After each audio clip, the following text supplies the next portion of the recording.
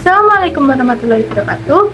Kenalkan, nama saya Diva Dava dengan NIM 25020 12 40 48 dari kelas PSRA 25. Di sini saya akan mempresentasikan tugas dari mata kuliah Sejarah Seni Rupa Barat mengenai analisis lukisan periodisasi ekspresionisme. Jadi, saya di sini akan menganalisis karya milik John Ensor dengan judul The Interview yang dibuat pada tahun 1890-an dengan media cat minyak di atas kanvas ukuran 90 cm x 149 cm. Karya dari John Ensor ini terkenal akan visualnya yang penuh dengan topeng, menggunakan warna-warna yang mencolok, dan terdapat kritik sosial di dalamnya. Saya di sini akan menganalisisnya menjadi 3 pisau analisis. Yang pertama, formalisme, yang kedua, ikonografi, yang ketiga, kontekstual. Kalian tahu nggak sih apa itu analisis formalisme? Jadi, analisis formalisme itu adalah pendekatan di mana kita melihat suatu karya dari unsur-unsur visual dan mengesampingkan makna dari karya tersebut. Unsur-unsur visual tersebut bisa berupa garis, warna, bentuk, tekstur, komposisi, hingga ruang. Nah, ini adalah lukisan dari John Ensor yang akan saya analisis melalui pendekatan formalisme. Jika dilihat dari warnanya, lukisan dari John Ensor ini menggunakan warna-warna yang kontras tapi terkesan tidak natural, seperti warna merah, orange, hijau, putih, bahkan biru keabuan yang digunakan pada langitnya. Lukisan ini juga memiliki garis yang dibuat kasar, spontan, dan energi. Bahkan bentuk dari lukisan ini juga tampak bergetar dan tidak stabil. Di lukisan ini, bentuk figurnya itu tidak proporsional, dengan wajah-wajah tokohnya yang tampak terdistorsi seperti memakai topeng yang berlebihan. Tokoh-tokoh yang ada di lukisan ini juga tampak memenuhi ruang sehingga menimbulkan kesan yang saling berhimpitan antar tokohnya. Tekstur di lukisan ini tampak tebal dan kasar. Ensor menggunakan sapuan kuas yang tidak rata sehingga permukaan lukisan ini tuh tampak hidup dan bergerak. Tekstur di lukisan ini menambah kesan emosi yang meledak-ledak. Latar belakang yang dimiliki lukisan ini juga tampak dangkal dan tidak memiliki ruang yang luas di belakang tokoh. Komposisi ini dipusatkan pada satu kelompok besar yang saling berhimpitan. Langit yang gelap dan bergetar menambahkan tekanan pada atmosfer yang membuat seolah suasana dalam lukisan ini sedang kacau. Nah, gimana? Apakah udah mengerti mengenai pendekatan formalisme itu apa?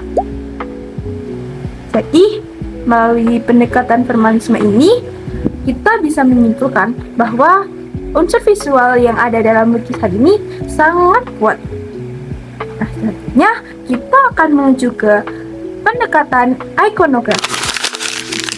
Nah, sekarang kita masuk ke analisis yang kedua, yaitu analisis ikonografis. Analisis ikonografis adalah sebuah metode analisis dengan membaca simbol dan tanda yang ada dalam suatu karya. Dari lukisan intelektual ini menggambarkan sekelompok figur bertopeng yang berdiri rapat, berekspresi berlebihan, memiliki warna yang mencolok, dan suasana yang tegang. Ensor menggunakan topeng menjadi simbol utama untuk mengungkap palsuan sosial, manipulasi, dan tekanan moral dalam masyarakat Belgia pada masanya. Secara ikonografis, topeng-topeng ini tidak hanya sekedar mewakili kemunafikan atau penyamaran saja, tapi juga menelanjangi sifat asli manusia yang irasional dan agresif. Terlihat dari wajah-wajah yang marah, mata yang melotot, dan ekspresi konteks yang ada dalam lukisan ini. Di lukisan ini, Ensor juga menampilkan saudara perempuannya bernama Mariette dengan rambut biru dan berjubah hijau bersama tunangannya yang bernama Tanhetsu dengan bertopi tinggi dan berbaju merah. Pertunangan mereka dianggap memiliki skandal di kota Odense yang menjadi latar dari lukisan ini. Kerumunan tokoh bertopeng yang mengunjungi mereka merupakan personifikasi para penggosip di kota yang menatap, menunjuk, dan menertawakan pasangan tersebut.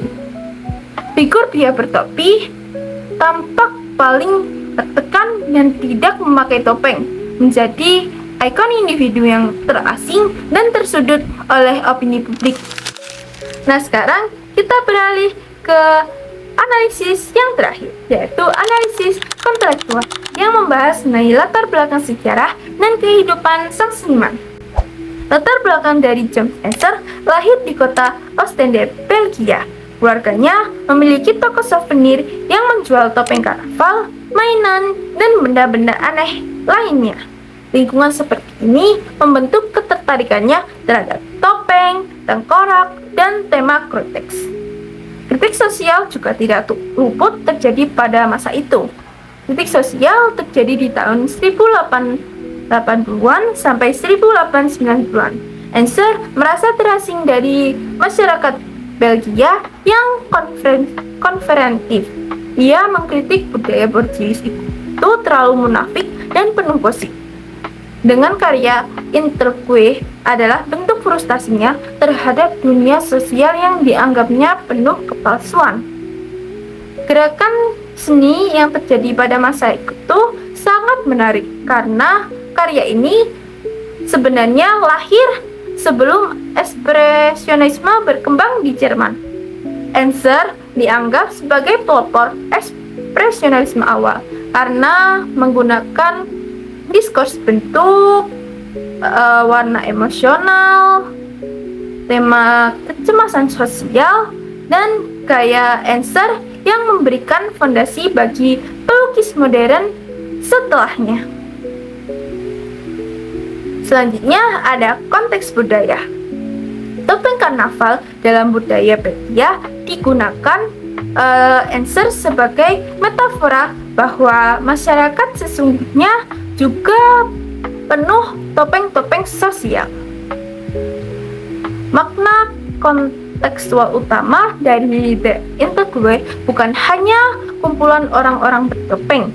Ia adalah refleksi Ensor terhadap masyarakat yang menekankan individu, penuh kebohongan, tidak memberikan ruang bagi kejujuran, dan memenuhi kehidupan manusia dengan intrik dan tekanan sosial.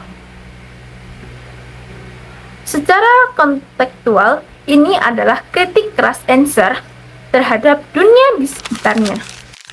Melalui pendekatan formalisme, ikonografi, dan kontekstual, kita bisa melihat bahwa The Interque bukan hanya lukisan yang penuh warna dan topeng saja, tapi itu adalah potret pedih tentang masyarakat di masa itu. Sekian presentasi dari saya. Mohon maaf jika ada kesalahan dalam penyampaian. Wassalamualaikum warahmatullahi wabarakatuh.